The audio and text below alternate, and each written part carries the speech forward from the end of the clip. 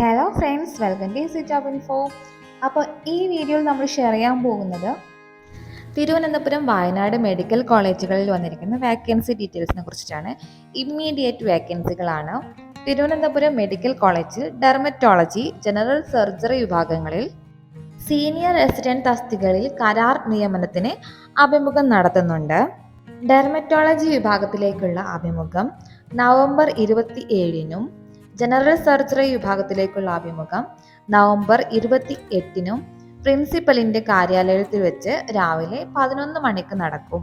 താല്പര്യമുള്ളവർ ബന്ധപ്പെട്ട വിദ്യാഭ്യാസ യോഗ്യതയും പ്രവൃത്തി പരിചയവും തെളിയിക്കുന്ന രേഖകളും ബയോഡേറ്റയും സഹിതം ഹാജരാകണം. വിശദവിവരങ്ങൾ ലഭിക്കുവാൻ ഫോൺ നമ്പർ 04712528 എന്ന നമ്പറിലോ 2528 എന്ന നമ്പറിലോ ബന്ധപ്പെടാൻ സാധിക്കുന്നതാണ്. അടുത്തതായി വയനാട്ടിൽ വന്നിരിക്കുന്ന വാക്കൻസിയാണ്.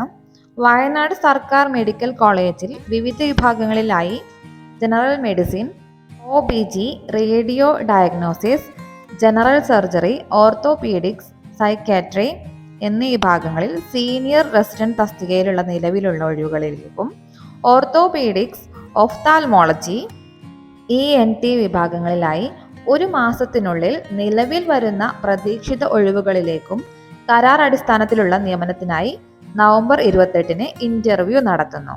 പ്രതിമാസം 73,500 രൂപ ഏകീകൃത ശമ്പളത്തിൽ 1 വർഷത്തേക്കാണ് നിയമനം. MBBS ബിരുദവും MD, MS, DNBയും TCMC Kerala state medical council രജിസ്ട്രേഷനുമുള്ള ഡോക്ടർമാർക്ക് ഇന്റർവ്യൂവിൽ പങ്കെടുക്കാവുന്നതാണ്. താല്പര്യമുള്ള ഉദ്യോഗാർത്ഥികൾ യോഗ്യത തെളിയിക്കുന്ന അസൽ അനുബന്ധ രേഖകൾ സഹിതം നവംബർ 28-ന് രാവിലെ 11-ന് വയനാട് സർക്കാർ മെഡിക്കൽ കോളേജിൽ പ്രിൻസിപ്പലിന്റെ ഓഫീസിൽ നടക്കുന്ന വാക്ക്-ഇൻ ഇന്റർവ്യൂവിൽ പങ്കെടുക്കണം. അടുത്തതായി ബ്ലഡ് ബാങ്കിൽ വന്നിരിക്കുന്ന വാക്കൻസിയാണ്. എറണാകുളം ജനറൽ ആശുപത്രിയിൽ ബ്ലഡ് ബാങ്ക് ടെക്നീഷ്യൻ തസ്തികയിൽ താൽക്കാലിക നിയമനത്തിനായി നവംബർ 26-ന് രാവിലെ 11 മണിക്കാണ് ഇന്റർവ്യൂ നടത്തുന്നത്.